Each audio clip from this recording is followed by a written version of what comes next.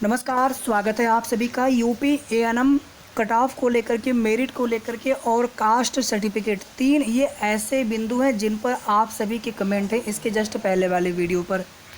देखिए, हमने जो आपको पहले बताया था, अगर आप सभी को ध्यान से याद होगा तो उस समय बहुत सारे कमेंट ऐसे होते थे आप लोगों में से, आप लोग कहते थे नहीं इस प्रकार से चीज़ें होंगी। हमने कहा ठीक, अगर ऐसा होता है तो अच्छी बात है, लेकिन जो चीज़ें, जो प्रावधान होते हैं, जो रूल है, हमने आपको बिल्कुल सही जानकारी दी थी। कभी भी आपको हमने गलत जानकारी नहीं दी है। जीएनएम का सभी का डीबी रिजेक्ट हुआ है तो बहुत सारे कमेंट आप में से ही लोगों ने किए कि हमारे सामने जीएनएम के डॉक्यूमेंट्स, देखिए कोई एएनएम है और जीएनएम है, तो एएनएम का डॉक्यूमेंट सबमिट किया होगा तो वहाँ पर जीएनएम है, तो उससे क्या मतलब है।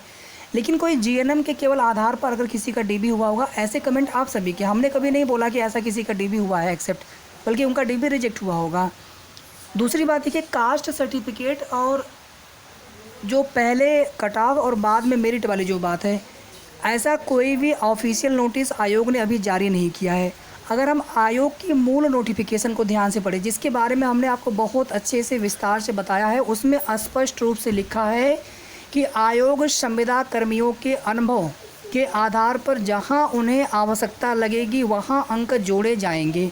उसमें उन्होंने ये नहीं बोला है कि मेरिट के पहले नंबर जोड़ेंगे या पहले कट ऑफ लगा करके मेरिट में नंबर जोड़ेंगे, ऐसा उन्होंने कहीं पर कुछ भी स्पष्ट मेंशन नहीं किया है। इसलिए हमने भी आपको यही बताया था कि अगर सीधे सीधे फाइनल मेरिट अगर आती है, जैसा कि यूपी SSS आयोग से किसी भी भर्ती के परिणाम को देख लीजिए, संविदा कर्मी या जो आपकी भर्ती, ये भर्ती पूरी तरह से अलग प्रोसेस आपकी भर्ती में है। अभी इसके पहले जूनियर असिस्टेंट का रिजल्ट आया तो उसमें कहीं पर भी ऐसा नहीं है कि उसमें किसी को भारांक मिला हो या कोई पहले कट ऑफ बाद में मेरिट, या उसके पहले जितने भी रिजल्ट आए हैं, मैं लगभग सभी भर्तियों की, पिछले 4-5 साल में जितनी भी भर्तियां हुई हैं, सभी के रिजल्ट में हमने ये चीज़ें देखी है। आपकी भर्ती में अगर ऐसा कुछ होता है कि पहले एक कट ऑफ को लगा करके उसके बाद जो उस कट ऑफ को पार करते हैं, फिर उसमें संविदा कर्मियों के जो फाइनल मेरिट से पहले उनके अंक जोड़े जाएंगे, लेकिन ऐसा अभी आयोग से कोई आधिकारिक सूचना नहीं है। कुछ लोग बता रहे हैं तो सुनी सुनाई बातें हम आपको नहीं बताएंगे। जब आयोग से पक्की खबर होगी, आयोग से हमें जानकारी हो जाएगी, आयोग से हम पता कर लेंगे, तो आपको हम कन्फर्म बता देंगे कि क्या आयोग द्वारा पहले एक कट ऑफ निर्धारित करके उसके पश्चात संविदा कर्मियों के अंक बाद में जोड़े जाएंगे। हाँ, एक मैं आपको और एग्जाम्पल देना चाहता हूँ। शिक्षक भर्ती हुई है जिसमें ये प्रक्रिया हुई थी कि मेरिट यानी जो कट ऑफ है वो पहले डिसाइड कर दिया गया था, यानी एग्ज़ाम होने से पहले ही एक कट ऑफ डिसाइड कर दिया गया था, और उसके पश्चात जो उस कट ऑफ को क्लियर कर रहे थे, चाहे वो जैसे आपके यहाँ संविदा कर्मी है, वैसे वहाँ पर अनुभव उनको भी मिल रहा था, अंक भारांक मिलना था। तो फिर जो लोग उस कट ऑफ को पार कर रहे थे, फिर उसके बाद जो है उनके अनुभव के अंक को जोड़ते हुए फ्रेशर के साथ में सबकी मेरिट एक साथ बनी थी। आपके यहाँ पे ऐसा हो सकता है, लेकिन आपके केस में अभी तक कोई भी कट ऑफ पहले से निर्धारित नहीं किया गया। पहले भी आप देखेंगे सुनी सुनाई बातें, तमाम भ्रामक खबरें फैलाई गई थी कि इतना कट ऑफ है, इतना कट ऑफ है। कहीं पर गूगल पे लोग, वहाँ पर कई तरह की वेबसाइट्स होती थी, वहाँ पर भी आप देखेंगे इस तरह से कट ऑफ लिख दिया गया था, लेकिन कहीं पर भी कोई आयोग से ऑफिशियल कट ऑफ को लेकर के नोटिस नहीं था। जब होगा नोटिस तो चीज़ें सामने होंगी। आयोग ने अचानक एएनएम का रिजल्ट जो है थोड़ा सा देरी से देने का फ़ैसला किया है। हो सकता है कि आयोग में इस पर विचार चल रहा हो सकता है कि कोई इसमें बदलाव किए जाए ताकि बाद में किसी भी तरह की कोई भी विवाद आपकी भर्ती में ना हो, लेकिन अभी तक पूरी तरह से कन्फर्म नहीं है। जैसे ही हमें कन्फर्म सूचना मिलती है आयोग से, हम आपको सबसे पहले बताएंगे। फ़िलहाल में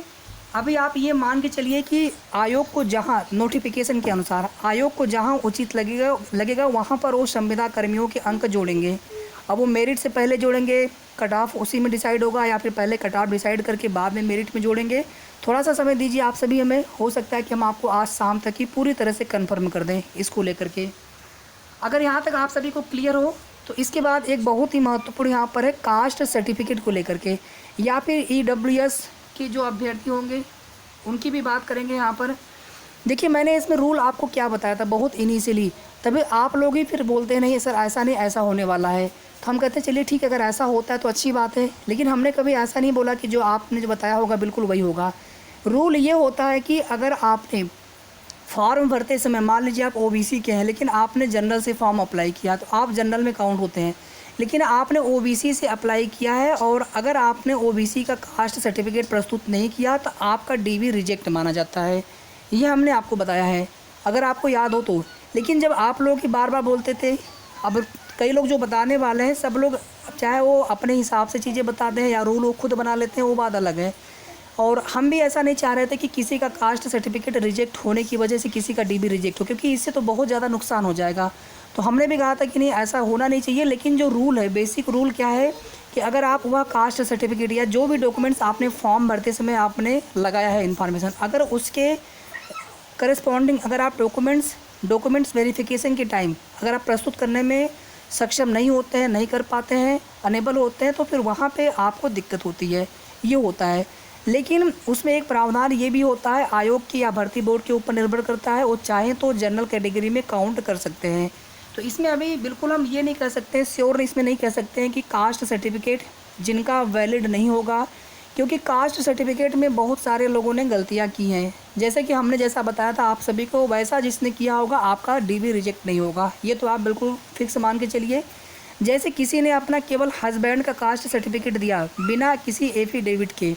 और उसके साथ में पिता का नहीं दिया है और एफिडेविट भी नहीं लगाया, वहाँ पर अगर आपसे क्या बोला गया हमें उससे मतलब नहीं। लेकिन जो हमने आपको चीज़ें बताई थी कि आपके पास एक नया बनवा लीजिएगा पिता पक्ष का, उसको आप दे दीजिएगा साथ में अपने पुराने वाले हस्बैंड वाले कास्ट सर्टिफिकेट के साथ में एक एफिडेविट लेकर के दे दीजिएगा कि आपकी कास्ट चेंज नहीं हुई है शादी होने के बाद। या फिर किसी के पास पिता पक्ष का है लेकिन बहुत पुराना है, पहले तो हमने हस्बैंड वाला बताया आपको अभी, फिर मान लीजिए आपके पास फादर साइड का है लेकिन बहुत पुराना था, तो हमने आपसे बताया था कि आप एक नया बनवा लीजिएगा ज़रूर, ठीक है। अगर आपने इस प्रकार से किया होगा तो उसमें किसी को कोई दिक्कत नहीं आनी है। लेकिन अगर आपने अपने हिसाब से या कहीं का आपने और सुन करके अपने हिसाब से आपने चीज़ें की हैं, उस स्थिति में अगर आपका कास्ट सर्टिफिकेट अगर वैलिड नहीं होता है, ओबीसी एससी एसटी, ठीक है, अगर आपका कास्ट या फिर जो विशेष आरक्षण का प्रमाण पत्र है, फ्रीडम फाइटर, एक्स सर्विसमैन, अगर वो वैलिड नहीं होता है तो उस स्थिति में प्रावधान यही होता है कि फिर वहाँ पर जनरल में काउंट तब किया जाता है जब आप अपने कैटेगरी का कास्ट सर्टिफिकेट प्रस्तुत करते हैं सही, और फिर आप अन्य रिजर्व की क्राइटेरिया फुलफिल करते हैं, जैसे एज आयु सीमा हो गया, मेरिट में आते हैं तो फिर आपको ओवरलैप कराया जाता है। लेकिन अगर आप प्रस्तुत नहीं कर पाते हैं, आपका अगर जाति प्रमाण पत्र वैलिड नहीं होता है, तो प्रावधान ये होता है कि वहाँ पर आपका डीबी रिजेक्ट होता है, ये प्रावधान होता है। बाकी आगे आयोग के ऊपर होता है कि वो जनरल में काउंट करें, क्योंकि यहाँ पर फाइनल मेरिट से पहले डॉक्यूमेंट वेरिफिकेशन का मतलब क्या होता है, एक तो होता है कि आपका फाइनल रिजल्ट आ चुका है, उसके बाद डॉक्यूमेंट वेरिफिकेशन करवाए जाते हैं, वहाँ पर स्थिति थोड़ी सी अलग होती है, वहाँ पर नए वाले डॉक्यूमेंट्स भी वैलिड हो जाते हैं। एक होता है फाइनल मेरिट से पहले ही आपका डॉक्यूमेंट वेरिफिकेशन करवाया गया, तो उस स्थिति में आयोग के ऊपर निर्भर करता है कि उसमें जिसके वैलिड डॉक्यूमेंट्स नहीं होते हैं तो उनको सामान्य वर्ग की कैटेगरी, क्योंकि आपसे प्रपत्र भी भरवाया गया होगा, आपने वहाँ पर अगर पुनः आपने ओबीसी अपना जाति लिखा होगा, लेकिन फिर आप ओबीसी का जाति प्रमाण पत्र वैलिड आपने प्रस्तुत नहीं किया होगा डीबी के समय, तो उसमें प्रावधान जो हमने आपको बहुत पहले बताया था, मैं उसी चीज़ को आज भी रिपीट कर रहा हूँ। लेकिन आप ही लोग बार बार बोलते थे कि नहीं ऐसा नहीं होता है, उसमें आयोग जो है जनरल में काउंट करेगा, आप ही लोग बोलते थे, ठीक है। तो कई जगह से लोग अपने हिसाब से चीज़ें बताते हैं। अभी जैसे मैं यहाँ पर आप बता रहे थे, कई कमेंट आपके आए हुए हैं कि आयोग पहले एक कट ऑफ लगाएगा, उसके बाद जो है संविदा कर्मियों के जो अंक हैं, तो ऐसा कहीं लिखा नहीं है, कोई नोटिस आई नहीं है आयोग से। आयोग से हम पता करके आपको कंफर्म बताएंगे। आयोग की जो नोटिफिकेशन है, मूल आपका शासनादेश है, नोटिफिकेशन है ANM 2022 का, उसमें यही लिखा है कि आयोग को जहां उन्हें उचित लगेगा, जहां उन्हें आवश्यक होगा, ऐसा लिखा है, जहां उन्हें आवश्यक होगा वहां पर आपके और संविदा कर्मी के जो अनुभव वाले अंक प्राप्त होंगे उस अंक को जोड़ा जाएगा, सिर्फ इतना लिखा हुआ है। तो थोड़ा सा समय दीजिए, हम आपको ये भी कन्फर्म करेंगे। और ये जिसका कास्ट सर्टिफिकेट अगर वैलिड नहीं होता है तो उनके केस में क्या हो सकता है, हालाँकि जो हमने आपको बताया है, आप अगर रेगुलर देख रहे हैं, जब से आपको हम डॉक्यूमेंट्स से रिलेटेड चीज़ें बता रहे हैं, तब से आपको अच्छे से याद होना चाहिए हमने आपको क्या बताया था। बीच में हमने कभी भी ऐसा नहीं बोला है कि आप जनरल में काउंट होंगे, हमने ये कहा था कि आपको जनरल में काउंट किया जा सकता है, ये आयोग के ऊपर डिसाइड करता है। फाइनल मेरिट से पहले आपका डॉक्यूमेंट वेरिफिकेशन हुआ है, ठीक है। तो थोड़ा सा आप सभी समय दीजिए हमें, हम आपको कन्फर्म पूरी जानकारी बताते हैं, क्योंकि इस प्रकार के जो सवाल है आप ही लोगों ने पहले जो चीज़ें थी बताई थी अपने हिसाब से कि नहीं इस प्रकार से होना चाहिए, इस प्रकार से होता है। हमने जो बताया था आपको पहले वही चीज़ हम आपको आज भी बता रहे हैं। और ये जो कट ऑफ वाला है कि क्या पहले कट ऑफ, क्योंकि अभी तक ऐसा कोई आयोग से जानकारी मिली नहीं है, समय थोड़ा सा लिया गया है रिजल्ट जारी करने से पहले, रिजल्ट जारी करने में थोड़ा सा डिले हुआ है, इस वजह से हमें भी ऐसा लग रहा है कि कुछ बदलाव किए जा सकते हैं। तो जैसे ही थोड़ा सा कन्फर्म अपडेट प्राप्त होता है आयोग से, UPSSC आयोग से, सबसे पहले आप सभी को सही और ऑथेंटिक जानकारी हमारे चैनल के माध्यम से मिल जाएगी। थोड़ा सा आप सभी वेट करें और वीडियो को आप लोग लाइक और शेयर ज़रूर कर दिया करें ताकि सभी तक सही इन्फॉर्मेशन पहुँचे। धन्यवाद।